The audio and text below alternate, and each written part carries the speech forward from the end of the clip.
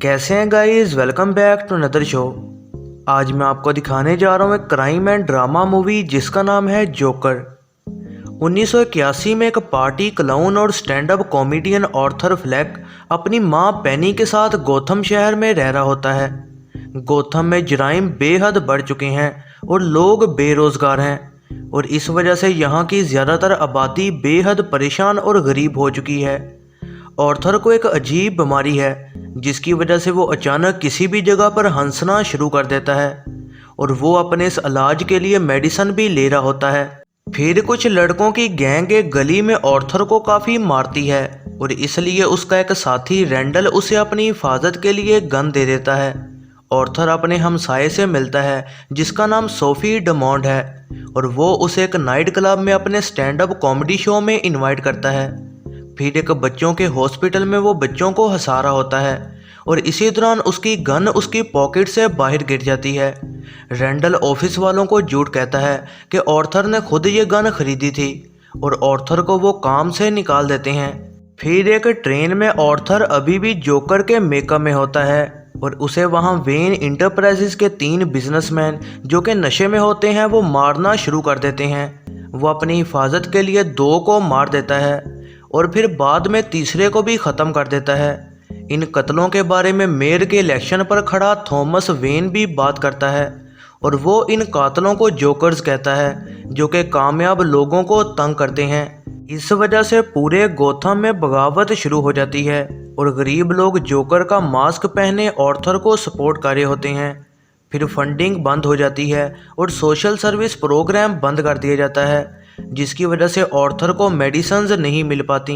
Sophie Arthur की stand up comedy देखने जाती है लेकिन उसके जोक पर कोई भी नहीं हंसता और वो अपनी बीमारी की वजह से बार बार हंसने लग जाता है और जोक सही से सुना नहीं पाता।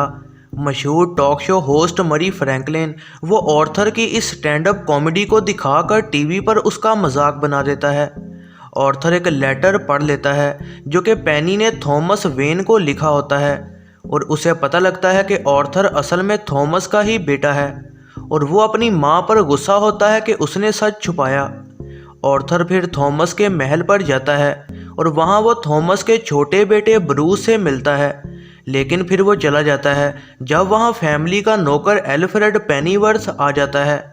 ऑर्थर की पूछताछ के लिए 2 पुलिस वाले आते हैं क्योंकि उन्हें ट्रेन में हुए कत्लों पर उस पर शक है और इसी दौरान पेनी को अटैक आ जाता है और उसे फ़ौरन हॉस्पिटल पहुंचाया जाता है।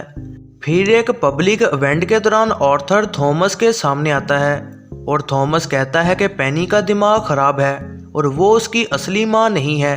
फिर परेशान होते ऑर्थर अरकम स्टेट हॉस्पिटल में जाता है और वो पेनी के केस की फाइल्स को चोरी कर लेता है। फाइल में लिखा होता है कि पेनी ने ऑर्थर को अडॉप्ट किया था और उसका बदमाश बॉयफ्रेंड पेनी और ऑर्थर को तंग करता रहता था। लेकिन पेनी के बयान के मुताबिक थॉमस ने अपनी ताकत का इस्तेमाल करके ये साबित करवाया कि ऑर्थर अडॉप्ट किया गया है और उसे पागल खाने में डलवा दिया ताकि वो उसके साथ अपना अफेयर छुपा सके।